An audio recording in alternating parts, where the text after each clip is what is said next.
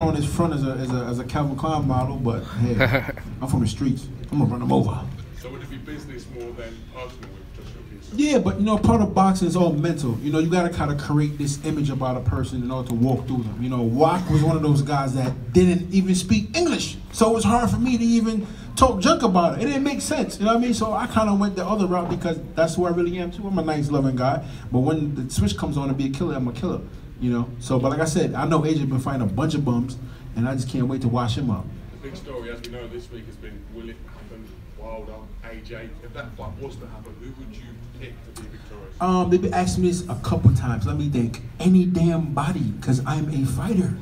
Some about I prefer AJ. Why? Is there more money? Is he not as powerful as Deontay? Or why? Deontay's powerful is not enough money?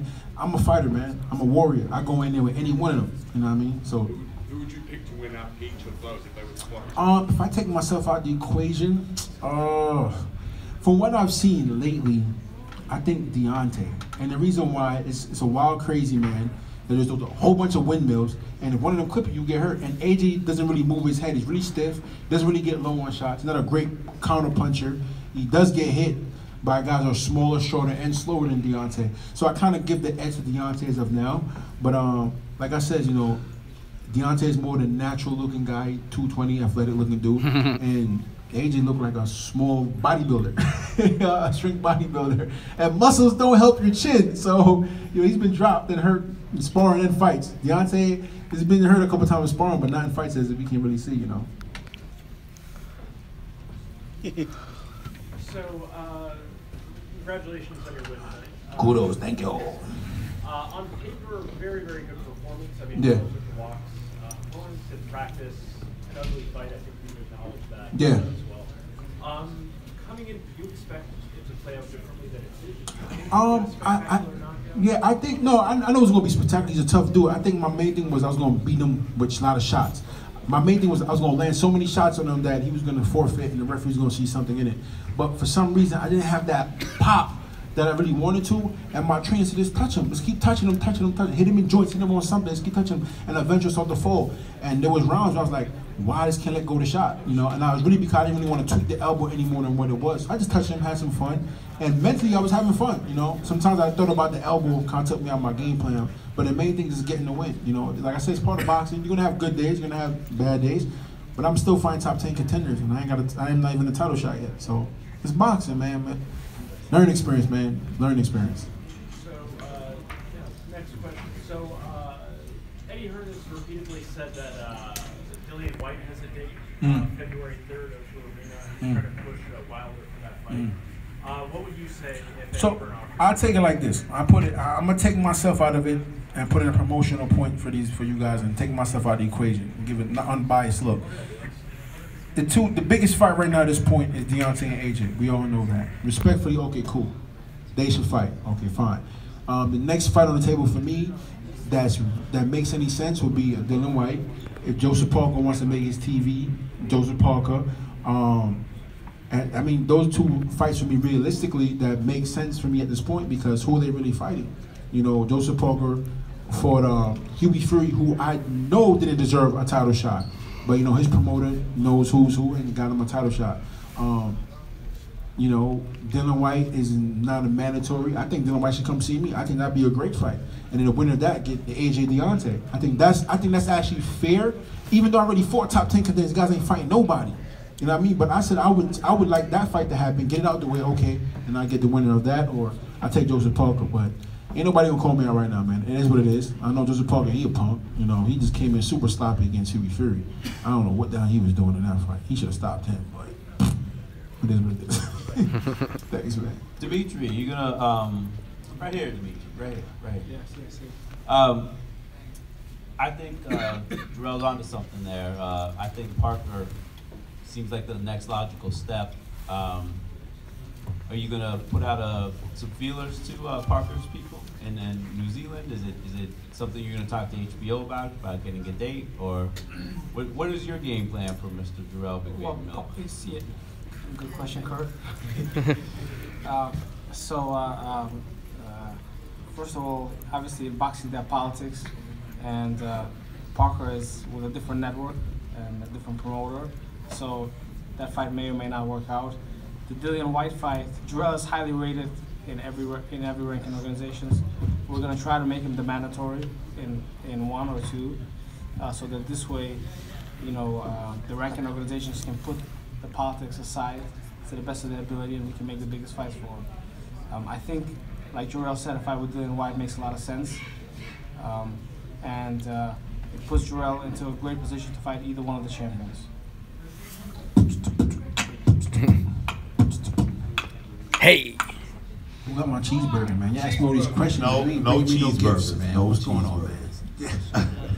Good performance tonight, nephew, but like you did say, you didn't have that pop. And what would you say,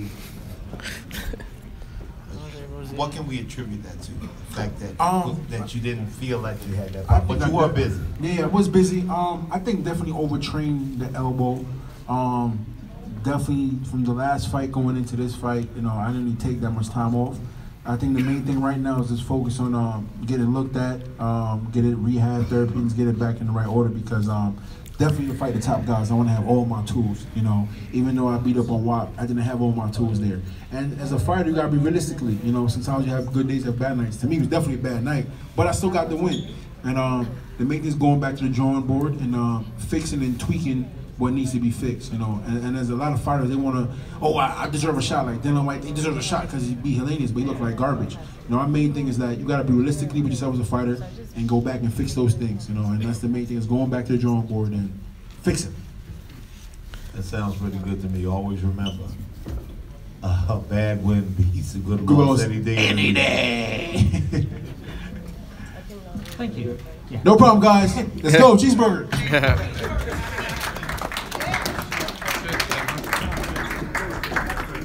Yo, baby, man, got some stuff for you, man. It's my shit, man. Yeah, and I'm gonna give you one of these too, bro. My dude. You already know, bro. Yeah. Best to LA. Yes, definitely. I'll let him know.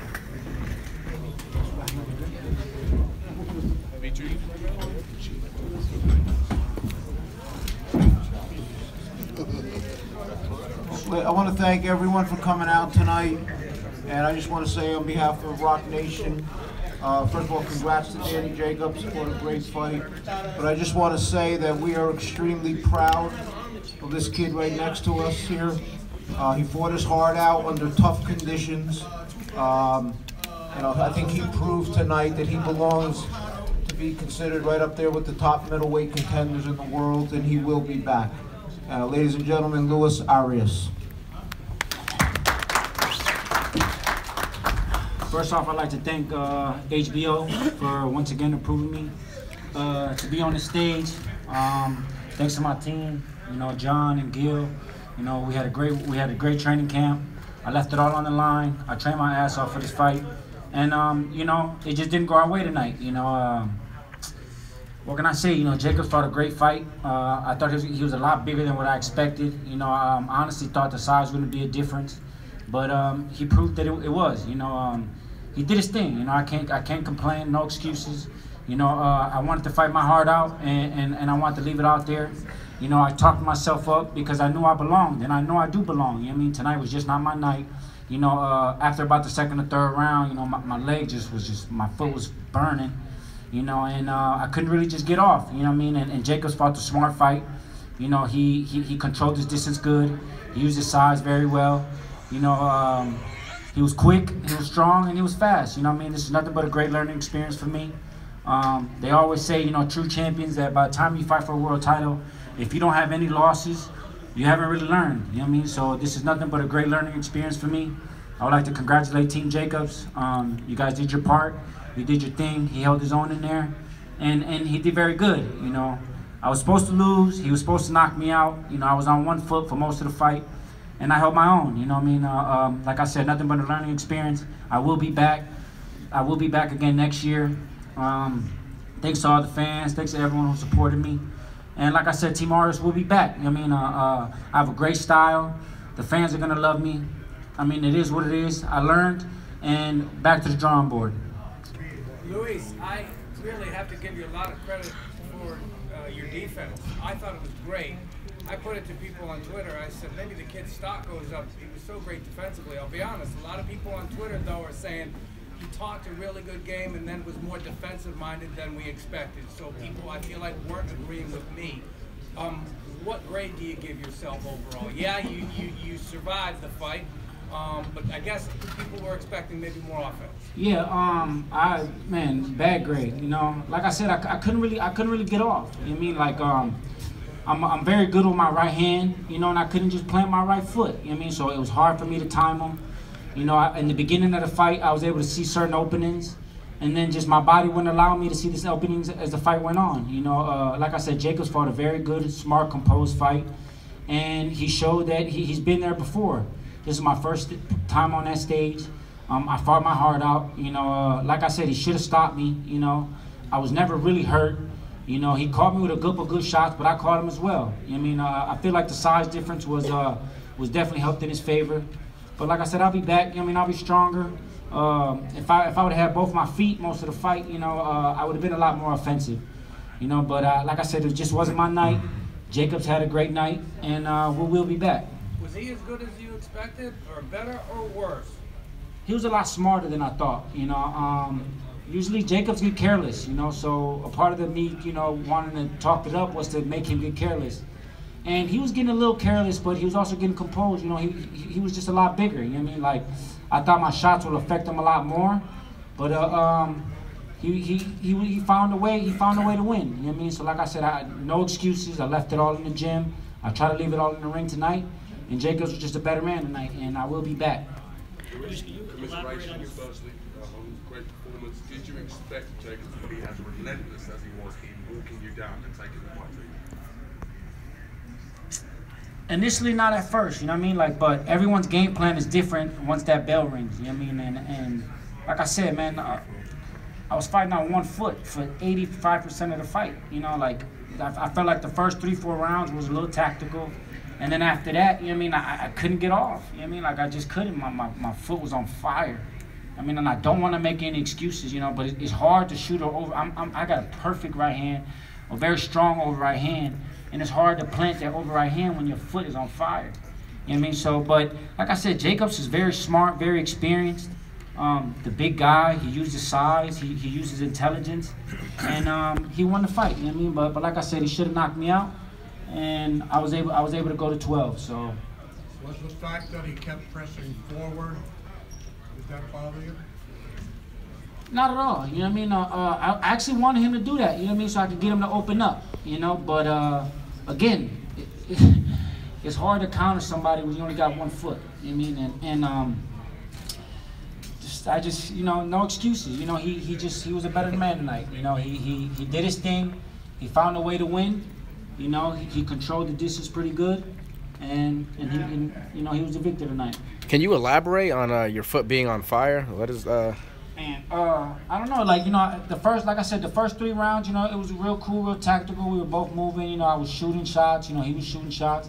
And I just must have stepped on it, and I just, you know, I got a blister the size of a baseball on my right foot, all right. You know, and like the moment I took my shoe off, like my whole sock was bloody. Okay. You know, so it's kind of hard to, like I said, it's hard for me to plant my foot. My foot just kept, man, it just kept burning, but it's part of adversity, you know what I mean?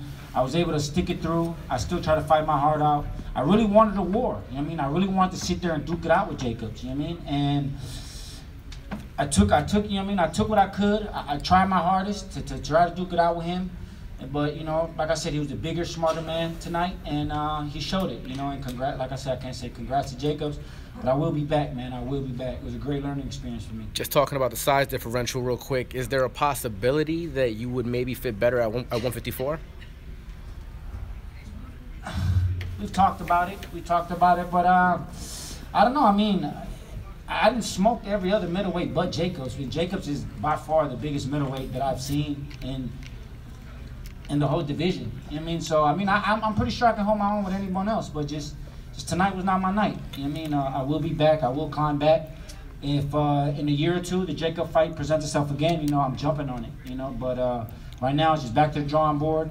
It's back to getting better, back to learning. And like I said, if people who don't have it lost prior to their first crack at that world title really haven't learned anything. So, like I said, another learning experience for me. Congrats on a really spirited fight. I mean, you put up a terrific fight. You just said going back to the drawing board. Is there anybody you'd like, now that you're on a world stage, people know who you are now, is there anybody that's like right on your radar, like I'd like him next? Not who you want, but who you really think is tangible? I was willing to fight anyone in the division, you know what I mean? And I still say that, you know what I mean? Like I said, Jacobs was a great fight, and I learned a lot from that, you know what I mean? And I will be a lot better in my next fight, and I'm willing to fight anybody, you know? We'll be back to the drawing board. I hope to come back, you know, early next year. And the Jacobs fight was presented to me in one day, and I took it. So we'll wait and see. I'm gonna sit back and talk to my team, see what they think. You know, I talked a good game. I tried my hardest to back it up. You know what I mean? And I will get better. And my next go around here on the big stage will only get better and better. You know, I'm only 27 years old. I'm barely touching my prime. And like I said, you guys want to see a better Luis Arias next time. You also mentioned Danny's height gave you a little bit of a problem. From ringside, it appeared the top ring rope was maybe 8-10 inches higher than normal. I mean, the heavyweights didn't look like big behemoths that they are. Did you feel a difference? Does that throw your game off at all? Honestly, after the third round, I was just thinking about my foot. You know what I mean? The ring was just the ring. You know what I mean? Like, there's no excuses. You know what I mean? Like, the ring can be woo woo. What is what it is. You know, Jacobs was just smart tonight. You know what I mean? I was hoping he would just get careless, and he did get careless a couple of times, and he got caught. You know, but him having that size he was able to take the punch. You know what I mean? So no excuses, man. Jacobs did a great job. You know, he looked like an elite fighter. You know, so. You did too. Thank you. And I'm only gonna get better. John David, were you concerned about the size differential going into the fight? Do you feel like you had enough time to work with Luis? I mean, he's reiterated a couple different times now about the size differential. I wasn't worried so much about Daniel. Good fighter, very good fighter. I was concerned with the weight, and here's about the problem with boxing today. You know, all these sanctioned bodies, you know, they want all the money from these guys, but they don't stick by the rules. And here's why I'm saying that. And even the commission, I don't care if they get mad or not. Here's the problem. Danny weighed 159.6 yesterday. But he went step on the scale today. What did he, you know, why? Why? Because if you look at him, he was about a cruiserweight. He's a big boy. Now look, I'm not listening. He won the fight. I got to give him that. But he was the bigger man. It wasn't a fair fight. Now, when I was champion, we weighed in the same day. We didn't get the next day to rehydrate and, you know, become either a middleweight, because I was junior middleweight champion, either become super middleweight or heavyweight. We stayed within our limit. We didn't get that advantage. So, you know, if you really can't, if you can make the weight one day, but you can't make it the second day, then you broke the rules. Why would you win the second day? Because you know it was your advantage to come in rehydrated about 180, 185. That's a cruiserweight. He looked bigger than Luis. Luis hit his best shot, but coming a couple of shots, didn't even move him. Were you telling him to go into survival mode? No, I tell him, no, listen, forget the survival mode, you got to fight. You got to be smart. But whatever he did, it didn't really work for him, because this guy was big. He was, you know, he did what he had to do, and he won the fight, but he was bigger. And anybody that was at ringside, or even in just there, you see the weight advantage, the disadvantage that he had. And, you know, it worked to their advantage, and they got away with it, so you got to give him that. You know, he was bigger, way bigger. Boxing should go back to what it used to be. These guys, they come in the next day, rehydrated 20, 30 pounds, but they were the night before. What is that? Then if you can't make that weight the second day, then you should fight, you should move up. Don't take advantage like that and then use it to your advantage, and he's coming in maybe 170 at the most. Do you know what he weighed tonight? I didn't watch. They won't step on the scale. They won't step on the scale. That's what I'm saying. Come on. And he won the fight, but guess what? He had an unfair advantage. He was bigger. And he knew that. And he used it to his advantage, so he won the fight.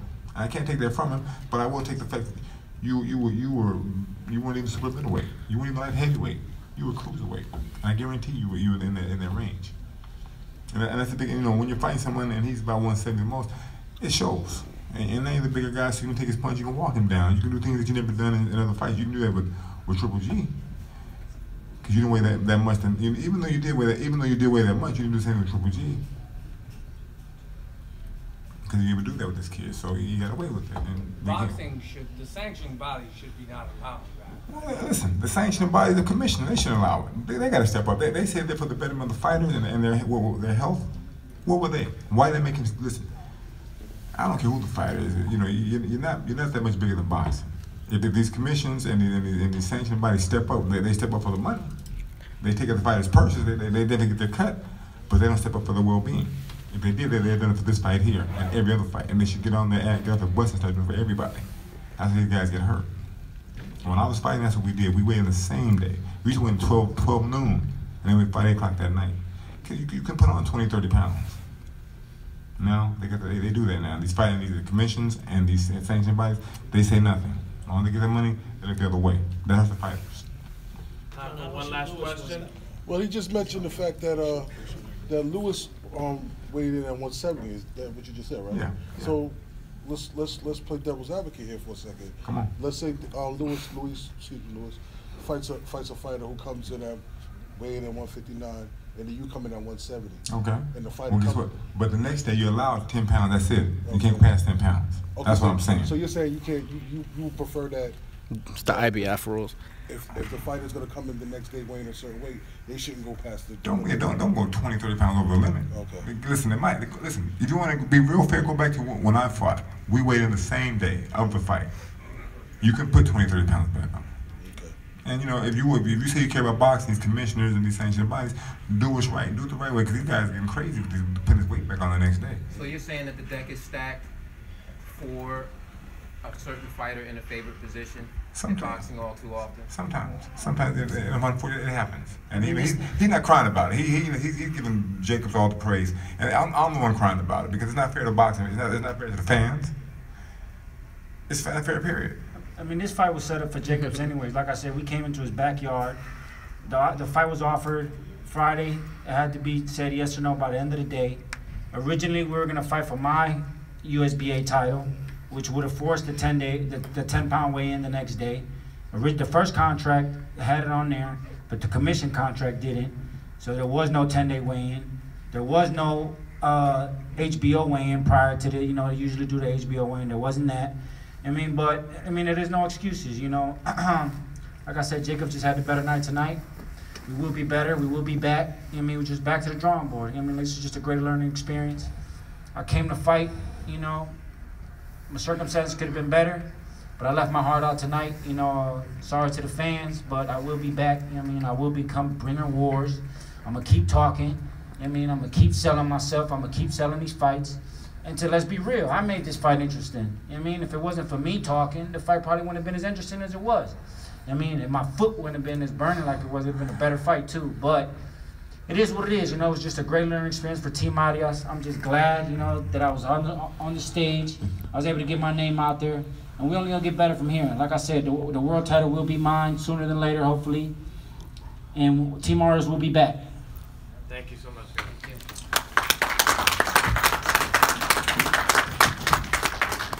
I want to hear what Andre got to say. No, I didn't. Really, Lou, I just want to congratulate you on a fantastic effort. Besides all the talking and everything else, I'm a realist about this boxing thing. And I appreciate what you did in the ring tonight.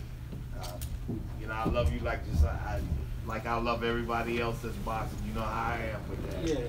And just keep working hard. It was a great effort on your part.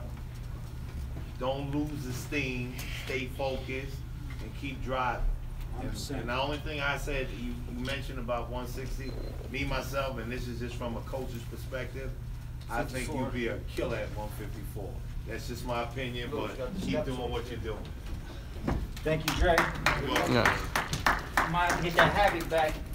That's it. You might have got me back on the habit. Anytime. And stay off that foot. Man. It's a nasty injury. It's going to get better. We'll get back. We'll be back. I took a look at it, yeah.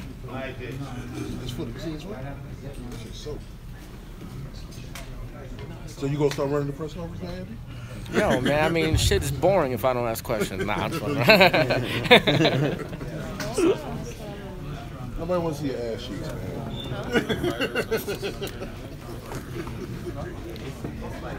Well, like my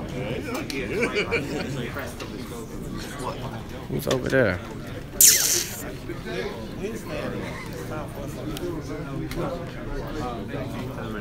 How you feel about that, Dre? All that weight talk, that cruiserweight. Was Danny a cruiserweight? No, he wasn't. I mean, honestly, I appreciate what Lou was talking about. I don't know where John was tangenting with that, man. I'm like... What do you think Danny weighed tonight, Andre? I know what he weighed. He weighed 171. 171 or what? 171. He looked big. Not cruiserweight. No, nowhere near. Not even light heavyweight. Not even light heavyweight. How come he didn't want to step on HBO scale? I have no idea to tell you. But you weighed him tonight. Yeah, we weighed him. 171. 171. And I said, good work, son. That's what I'm talking about. You ready to rock and roll? What do you think of that issue about, fighters can gain 20 or 25 pounds? It does make sense to have it capped, I think. Well, yeah, I mean, it should be no more than, honestly, 15. Yeah. But it's only when it's not in your favor that people start to complain. Mm-hmm. So if just a part of the game, though, right? If it happened, I bring my fighter to perform. I bring him to entertain, and we are ready to work against whoever is in the ring to work against. So bottom line, John David, you think it's what? If you had Arias, would you be saying the same thing? I would have never said what he just said. You wouldn't have said that. I would have said, this is what I would have said. Yeah. I'm going to take my charge back to the gym, and we're going to work on the things that'll make us a little bit more complete so we can succeed at that level. That's what I would say. Now, Lewis seemed a little apprehensive about the 154, but, I mean, all the middleweights are kind of big. Triple G's not small. I mean, maybe Canelo's a little smaller on the height side, but he's still a big, wide guy. Exactly. And then Saunders and all of those guys are huge, too. And Charlo, obviously, is a big, giant guy also. But even the junior middleweights are big, too. Yeah, you look at Jamel Charlo but he is, and Hurd. From what I saw physically, I saw areas that could be... He wasn't ripped. No. So he could definitely make 54. I saw areas that could be worked on, and I think he could make 54 if he tried. And I think he'd be a dangerous animal at 54, because he will come to fight. I will guarantee you that much. Did you notice him favoring his foot at all during the fight, or was I saw it a few times. I saw it a few times. I didn't know what it was, but I saw it. So. What did you think of the clinch fest, right? Well, he didn't want to get hit. I mean, Danny can punch. He didn't want to get hit. And any chance he had to slow him down, that's what he was doing. And I don't blame him. If I don't want to get knocked out, I'm going to hold you too. I'm not going to be like, yeah, come on, I'm going to let you knock me out. No, I'm going to do whatever I can to limit your capability of putting me in an unconscious state. Was Danny the sharpest Danny? I've seen him, I thought, I think I've seen him sharper. Oh, he's been sharper, but he was trying. You know, the problem tonight was Danny was trying too hard. He was really trying to get the knockout instead of working for the knockout. And I was telling him, I said, son, let's work up and down, use your jab, let's go to the body and walk it up. He said, okay. And then the fever would hit him when he was in there. And I could see it. I'm like, oh, the fever's hit him again. He's hungry, and now he's going for that big shot because he knows he can punch. But Lewis took a good shot tonight, too. I got to ask, what's it like having Chris Algieri's boxing mind, being the second man there? Well, I mean, Chris is a fantastic athlete. I'm training him now, and I plan to make him so much better than he was, and he's an able and hungry student, so it's going to be an easy transition to get him where I would like him to be. And Chris told me he's going back to 140. Yes. Okay. Yes, we are going to vie at 140, and once he gets through with his legal situation with his former promoter, we're going to attack the scene, and he's going to be hot on that 140. He's going to be hot in that 140 division. He told me he sparred Danny. Were you there for that, and what did that look like? What kind of looks did he give him? I asked him to. Okay. And of course, Danny wasn't trying to. Yeah. It was good. It was good work, but I could see some of the things that I worked on with Chris manifesting themselves in the sparring match, and I know that he's going to be ready when I cut him loose on the world. Is that just going to bring more of a trainer rivalry between you and John David Jackson? No, not at all, because I'm going to make sure that Chris is right. That's the difference. And I'm not going to be sitting here stating, well, this, that, or the other thing. I'm going to tell you. I want to make sure that Chris's jab is like a knife. I want to make sure his combinations are crisp. I want to make sure that he changes levels and controls distance. He's going to be ready to do what he needs to do. What do you think about the fight? Let's get out here. At the end of the day, Put the baby on it again.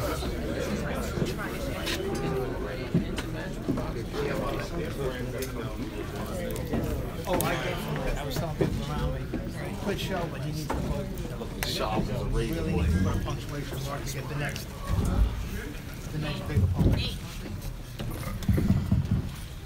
Good evening, ladies and gentlemen. Thank you for waiting around. A long night, a successful night, and another great performance by the miracle man, Daniel Jacobs. I think what you saw tonight was the difference between a world-class middleweight and an elite middleweight. A beautiful performance, masterclass. Out of the ring for 8 months. A little bit rusty, but you're not going to see the rust again. Already planning the next date for 2018. It'll be announced very, very soon. And I'm going to pass over to the miracle man, Daniel Jacobs, to say a few words. Thank you. Appreciate you guys for sticking around. I really felt like when I heard him in the first round, that was kind of a gift and a curse. Honestly, I wanted to go for the knockout, not just because I knew I could hurt him, but because of all the stuff that he was talking.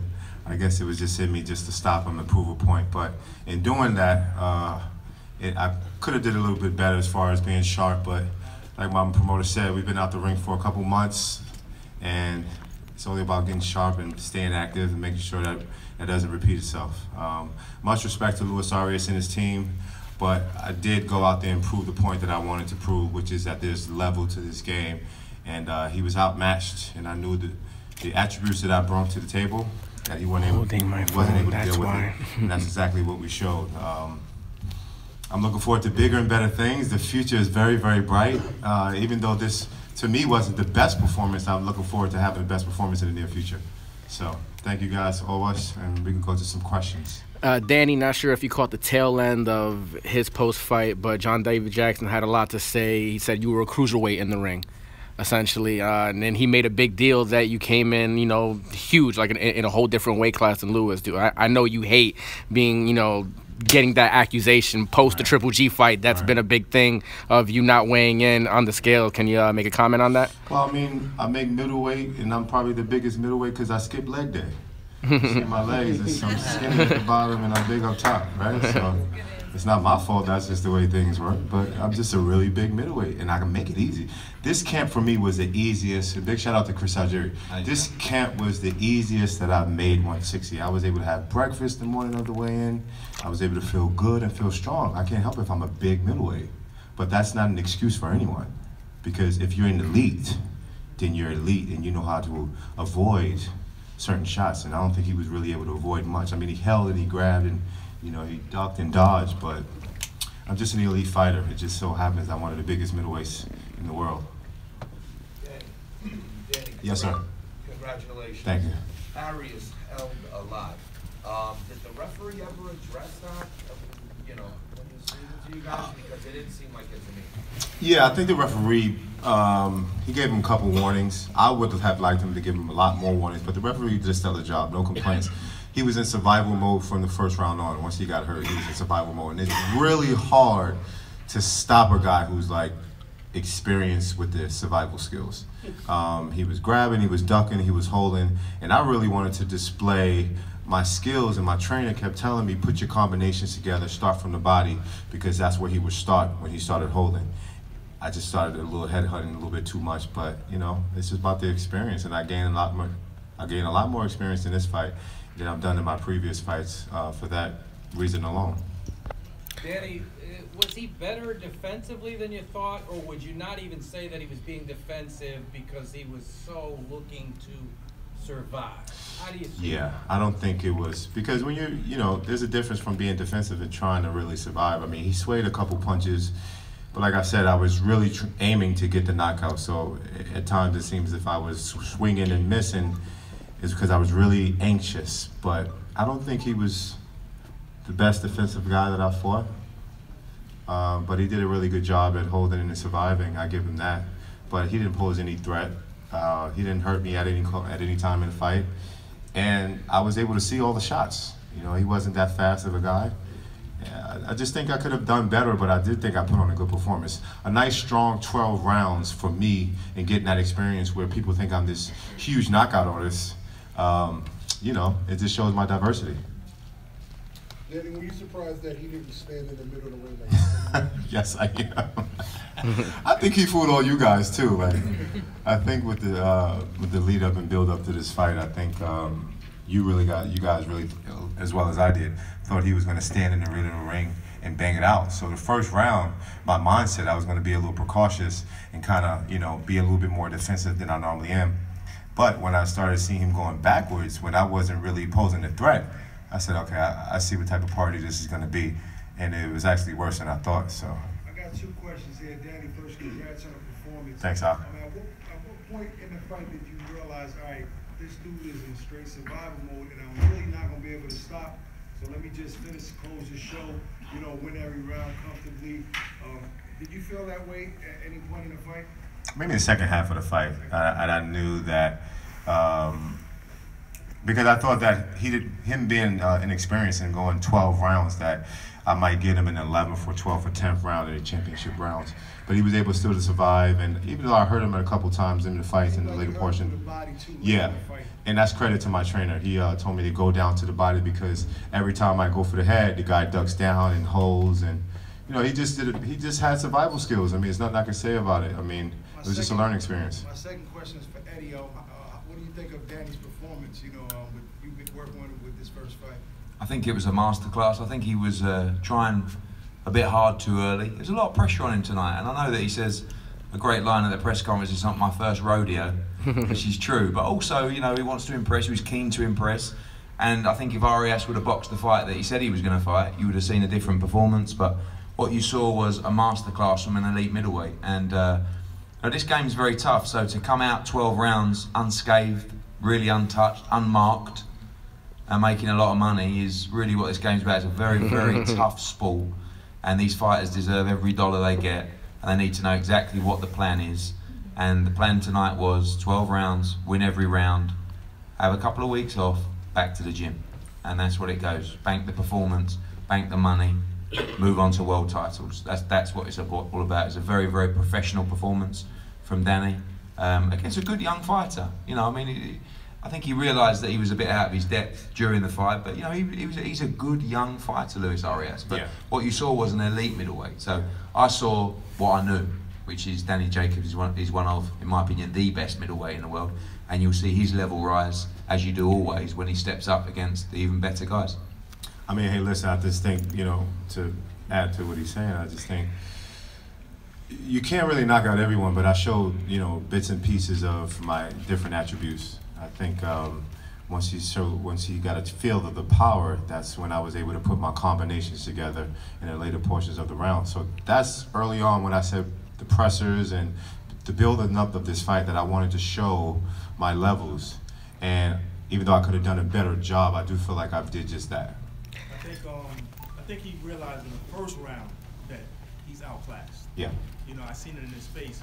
But you said it in the post interview, you said, you know, it takes a while to let go of some of that anger and that anxiousness. Is it still there now? Are you gonna go on Instagram? I just finished seeing his mom, and she came up and we spoke, and we said there's nothing but love and respect.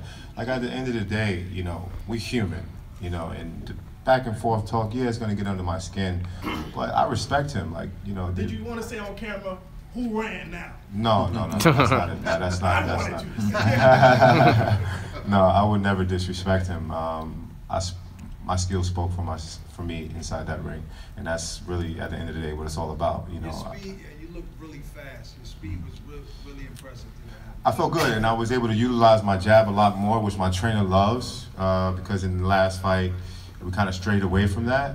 And I think just adding different pieces to the puzzle as we get in this experience. So I don't look at 12 rounds with a guy who many feel like I could have stopped as a defeat or a loss. I look at it as progression. But what it is that no one really knows him because he's never fought anybody, so we don't know if he can even be stopped. Right. Yeah. And that's the thing too. I've said leading up to this fight that you have to respect a guy like this because a lot of people in the inner circle, the boxing world, know this guy and he has respect amongst the boxing community. He's just not known to the world, and that's why I had to be on my A game and expect, you know, his very best. Congratulations, Daniel. Thank you. I know this week you've been sort of avoiding looking further than Luis Arias and giving him the respect that he deserves. Absolutely. Now that's done, who would be your #1 target if any owner makes something happen for you? My #1 target. I mean, how do you say a #1 target in a division with so many different great contenders and champions? Obviously, I want to go for the best. But if it doesn't happen, then we have a list full of guys that we can pursue. And it's ultimately about really what the fans want and what makes sense. With David Lemieux, Billy Joe Saunders being tied up, as we spoke about, looks like Canelo Golovkin's going to be potentially tied up. Does that leave Charlo? Would that be the one particular boxer? Charlo, like I said before, I want to fight the very best. And Charlo just moving up to the middleweight division. You know, some would say he has a lot to work for. Some would say he hasn't really proven anything to be calling out these big names and stuff like that, but I'll definitely give him a shot. What about some of the British guys who just had that exposure back in the UK? Yeah. There's some great middleweights back on the UK shores, the likes of Martin Murray. I'm sure he would jump on the opportunity. Does that interest you? I'm not sure if Martin Murray makes sense. I think that's going a little bit further down the line. I respect him, but I just think we want fights that make sense. We want fights that's going to catapult our careers to the next level, not fights where people expect us to win. Yeah. You had a lot of success out of the southpaw position. I think maybe even the knockdown occurred when you had switched to southpaw. Oh, I didn't. I forgot. It was a. Oh, okay, yeah. Is that something that maybe we can see come out earlier in your fights, or do you wish you had kind of switched around earlier? Because it seemed to confuse him. Well, I mean, I just really, once my jab was flowing, I just stuck to what worked. And I switched southpaw to see if I can get the knockout because I wanted to go for overhand left, but it's just how I feel in the middle of the ring. It's how I feel in the moment, and it comes out when it's necessary. But I love switching southpaw. As you've seen, I've been doing it my whole entire career. I'm pretty good at it. I could be better, right, Pops? Could be a lot better, but boxing is a forever going learning process, and I'm always going to be a student of the game. But it seems like you're more effective from the southpaw stance. Could you fight an entire fight? I believe I can fight an entire fight, but you gotta understand. Not yet. All right, OJ. Don't talk my baby. All right. Don't talk my baby into trying it. Not yet. But see, you gotta understand. I have respect for this game, and when you're at an elite level, you have to fight elite. And fighting an entire fight southpaw, I don't know. I mean, I would love to do it, but you know, I have to choose wisely who I do it against. After fighting Triple G and seeing, you know, Triple G and Canelo, do you still consider Triple G the scorpion of the division? No, I think I'm the scorpion of the division. I just think I'm now the most avoided guy, where Triple G had that claim. But like I said before, my job is really to continue that ladder because I don't cry over spilled milk, and I hate talking about, I felt like I won the fight, I felt like, and then people, you know, it's just a forever going argument. But I'm going to continue. Now that I have this new chapter, I'm in a great position, you know. We're chasing these guys, but we don't need these guys. We're going to do what we have to do because at the end of the day, as long as I do what I have to do in the ring and win, it's going to be by popular demand. And they're not going to have a corner to run to because, you know, the people speaks for, you know, what's real. Danny, you Yes, sir. have an expression you like to use. What level do you see yourself on Right now, what level? I mean, I'm at the top level, I believe. I'm just a little rusty now, but in my next fight, I think I'll be a lot more sharper, depending on who we fight. I think you'll be able to see the same skills and more. 1 of 3. That's the level. Danny, how soon do you want to get back in there? You keep talking about the rust. How many months? We're going to be back in there in April. We're going to have the date, the venue, and the specifics. What, in a week's time, couple of days? Yeah. And that gives me great confidence to know that I can plan when I'm going to be back in the gym. I can plan my life, I can plan certain things, and I have to worry about that. I'm in a really, really great position. Daniel, you seem relentless in there, like you just walked through Luis Arias and not worrying about what was coming back at times. Yeah. Having been in with Golovkin, does that give you a confidence that you can take what these guys are going to throw at you? Absolutely. when you've taken the best punch that people consider the boogeyman, it gives you that extra level of confidence that you can take a punch from, anyone. I take a really good shot, and this, what Arias is saying with this whole I have a weak chin, he had an opportunity to hit me and hurt me and do all these different things. He didn't do it. And even when he landed a big shot, I came right at him. Sometimes I was doing certain moves and abandoning my defense just to show him, like, come on, I want to fight. I want to do exactly what you say. I don't want to run. And I never took a step backwards. Eddie, could we expect to see, I know you came all the way from the UK to showcase. I like that hat, man. Nice Batman hat. That's what it is.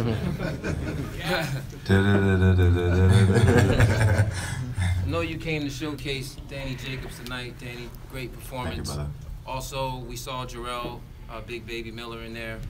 He spoke about Dillian White, the possibility of that fight happening, and HBO being involved with Danny. I'm sure he didn't get involved with that network, neither did you, not to say that Luis Arias isn't a big name, but we could expect to see a bigger name opponent in April alongside Danny and maybe a Dillian White, Jarrell Miller situation. Could you talk about that possibility? Because, I mean, it would seem that you wanted to showcase him to a British UK audience, and as much as, I mean, we already know Danny here. So yeah, I mean, I think that the UK audience is very mature now in terms of boxing.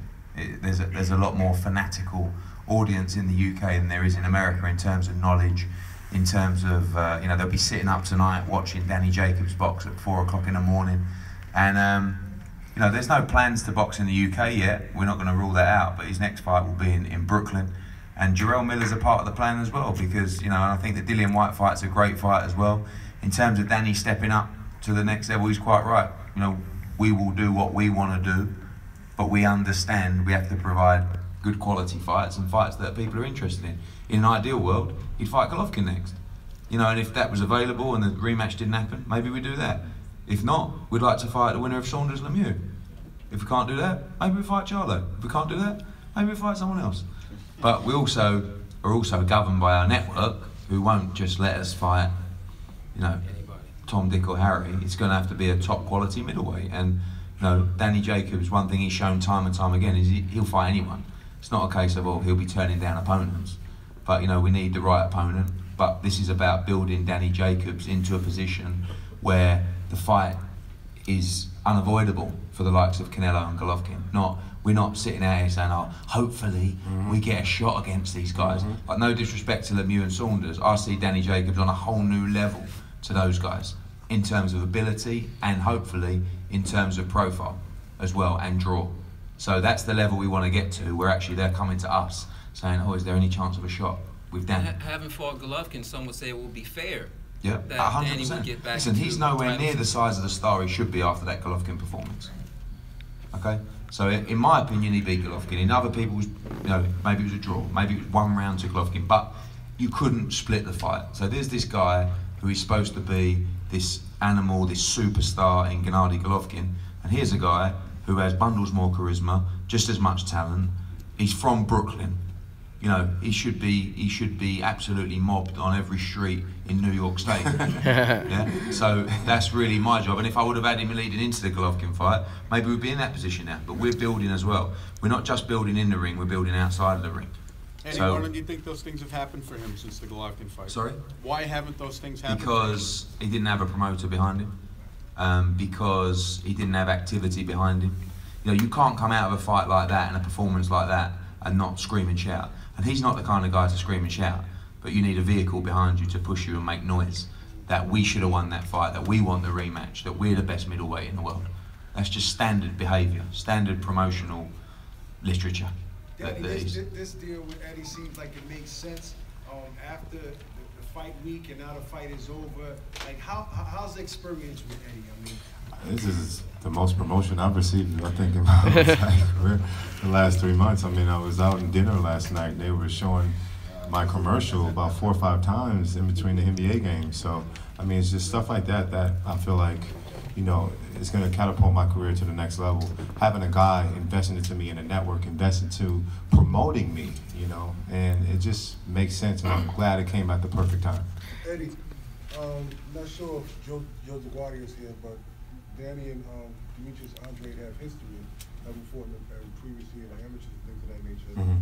Start boxing, you just co-promoted the show with him. How feasible is that fight taking place? Yeah, again, no disrespect to Demetrius Andrade, and I put Charlo in the same bracket as well, and I put Saunders in the bracket and Lemieux in the bracket. I see Danny Jacobs as a level beyond those guys. Doesn't mean we won't fight them, because they're very good fighters, but we're really trying to establish ourselves as the major name in the division, and that's why I said about the three, because I really feel like there is a three, and that is Canelo, Golovkin and Danny Jacobs. That's, for me, the big three in the division. Doesn't mean we won't fight Andrade, Charlo, Lemieux, but you know, our plan is to be in the mix with those guys. So, you know, we want to make sure that we are up there as a brand, as a fighter, you know. So, yeah, Andrade. At the end of the day, I don't decide who Danny Jacobs fights. You know, we'll speak to the network, then we'll sit down with Keith, we'll put it forward to Danny and the training team, and ultimately they'll make a decision. But we're doing our own thing. We're not really chasing anyone in particular. We're going to do our own thing. Eddie, before the fight, you said if Jarrell Miller beat Marius Wack convincingly or impressively, he might be in line for an Anthony Joshua shot. After tonight, where do you... It was a good win. I mean, look, this is the Danny press conference, but, you know, Marius Wack, TKO 9, is a very, very solid scribe on a heavyweight's career. You know, he's been beaten a couple of times by top-level guys, Vladimir Klitschko, Povetkin. These are top, and Jarrell wore him down. I think Jarrell has a lot of learning to do. I think he shouldn't be stepping in just yet. He needs one or two more before he gambles. And again, I'd like to see him bank the money. You know, this is a tough sport. Bank the money before you gamble. And that's what Jarrell Miller needs to do. He needs to come back. I'd love him to box on our card in April. He's from Brooklyn as well. You know, he's an exciting heavyweight. He would have learned so much fighting the likes of Marius Wack. But again, Marius Wack, TKO 9, is a very, very impressive win and puts him probably 1 or 2 steps away from fighting for the world heavyweight title. Danny. Did you notice Arias favoring his foot because he said he had a blister in his socket? Oh, he had a blister now? No, he really does. I mean, I think he does, yeah. Oh, he did? Oh. Yeah. Those pesky blisters. Yeah, oh, man. I mean, I don't know. Maybe if he didn't run, or met me in the middle, he wouldn't have had surgery on that blister now. Surgery on it. Danny, Much respect to he Arias. actually left with his foot in a splint. It was on top of the foot. Yeah, man, listen, you know, at the end of the day, it speaks for itself. Yeah. Danny, can you describe your experience at Nassau Coliseum for the first time? It's been amazing. I've loved the experience. You know, Brooklyn spread love. That's my motto. And I would love to fight all over the world. I love to fight and give people who have had an opportunity to see me fight live. You know, so coming to the islands, I'm still a New Yorker, still had people come out and show support and give these Long Islanders a great show. I really felt that's what we did. We accomplished. Me and Baby Miller put on a great show for the fans along with the rest of the other cards. And I look forward to continuing that legacy. I think, you know, Barclays Center obviously makes more sense because that's where I have my biggest draw. And, you know, we really have opportunity to sell this one out. But, you know, that's about building our brand. And that's really the experience that we have. And we're going to continue to climb that ladder. I'm glad that I had an opportunity to come in Nassau Coliseum and perform in front of these people. Eddie, what's your assessment of your first show here in the U.S. and moving forward, what would you do differently? It's a great learning experience, and you know, I want to thank obviously our team at Matchroom, done a great job, and the co-promoters on the show as well, Salita Promotions, Joe LaGuardia, Rock Nation, Golden Boy. I think that's a marker for us that we're willing to work with anybody in boxing and not let the politics of the game spoil fights for the fans. Again, working with partners like HBO, Sky Sports, Brooklyn Boxing. I want to thank Brett Yormack, Anthony Cantanzaro, and all the team at Brooklyn. Gina up the back there. And my man Keith Connerly. Keith, yeah, well, I haven't got onto him man. But Brooklyn Boxing, you know, what I've found is there's very few venues that really drive the action, and Brooklyn Boxing do it. Well, what have I found about the market? Too early to say. Little bit of a lack of noise but I'm comparing it to the UK fans who are crazy. who are dancing around, singing, jumping around, and you know that's going to take time to understand. But everybody's got 2 arms, 2 legs, and a heartbeat, and they love a great time. And boxing's the greatest sport in the world. So I feel like tonight was a nice, solid start for us. I think we'll be back in the city for the next fight, and quite right, as Danny says, Keith Connolly, thank you very much for all your help. There's few managers who care as much for their fighters as Keith Connolly. I agree. And you'd think that actually he was Danny's dad rather than his manager, but he's done a wonderful job for Danny Jacobs, and it's great working with both of them. So for now, it's just a New York thing? No, we're going to be doing 4 shows. Look, my deal is I'm not exclusive with HBO. Okay, Danny Jacobs is exclusive with HBO. So we'll see where it takes Matchroom Boxing USA. Had 24 phone calls in the last 2 months from big name American fighters wanting to sign with Matchroom. I can't give them what they need. There's a big problem with American fighters that don't have the activity, and it's hurting them inside the ring and it's hurting them outside the ring. So Daniel Jacobs is the flag bearer for Matchroom Boxing. He's the ambassador for Matchroom Boxing, and we're going to put all our focus into him right now, and we'll see where it takes our business. But I don't want to start signing 20 fighters and promising this and promising that, and they're only boxing once a year, and I can't really get behind them. I can't deliver them the TV days. That's no good for anyone. So luckily for Danny, he gets our full attention for now. And listen, maybe in 6 months' time, maybe in a year's time, we've got 12 dates a year. I need 12 to 16 dates a year from a network. That's what I need. Thank you. Eddie, any conflicts with Frank Warren and Saunders in regards to British TV? Yeah, listen, I haven't got the best relationship, but I'd still work with Frank Warren, no problem. But, you know, I think Saunders has shown his willingness to travel. You know, I don't know how long he's got left on his contract with Warren, but he's willing to go to Canada. So I don't see why he wouldn't be willing to come to New York for a payday. I know Billy Joe Saunders very well. I talk to him often. And he's a little bit crazy, but he likes, as we say in Britain, he likes a pound note, which means he likes $1. So again, Billy's a very good fighter and he's world champion, but I don't perceive him to be like Daniel Jacobs, you know. And but he has a belt, and you know, all this building the brand, all this sort of stuff.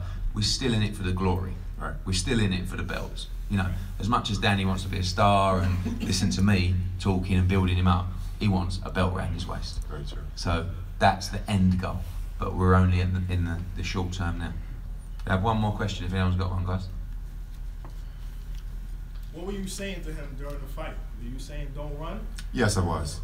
That's exactly what I was saying. And then I was pointing to the ground. You know, when you make your foot go across, like, hey, listen, this is where I'm going to be. I said, don't run. Why are you running? He's like, I'm not running. I'm boxing. I was thinking in my head, that's the same thing I was doing with Triple G, but you was calling that running. But, you know, I called this bluff, and you guys were able to see exactly what I was saying, that there's levels to this game. I have nothing but respect for that young man, him and his family. He was a great opponent, but I went out and showed that there was levels to this game. And we're gonna do better each and every time out. I just wanna thank my team, Team Jacobs, Andre Rozier, Victor Roundtree, up in heaven, that's my trainer. God bless him, I miss him. Anthony Irons, Chris Algieri, Mike Rella, my main man, Scooty Scoot, my conditioning trainer, and my brother from another, Keith Connolly. I just want to thank everybody for always making sure that, you know, I'm in the best space possible to give my best. You know, boxers go through so much. I mean, you guys only see 36 minutes inside the ring, but there's a lot that goes on in the outside. And to have a family that really genuinely care about you and support you like their own, I mean, it's priceless. So I just want to thank my team. Thank you, guys. I'd just like to say as well, great job, coach. Great job, Chris Algieri as well. Great job on the way. And Scooter, I'll tell you what, I've not seen a fighter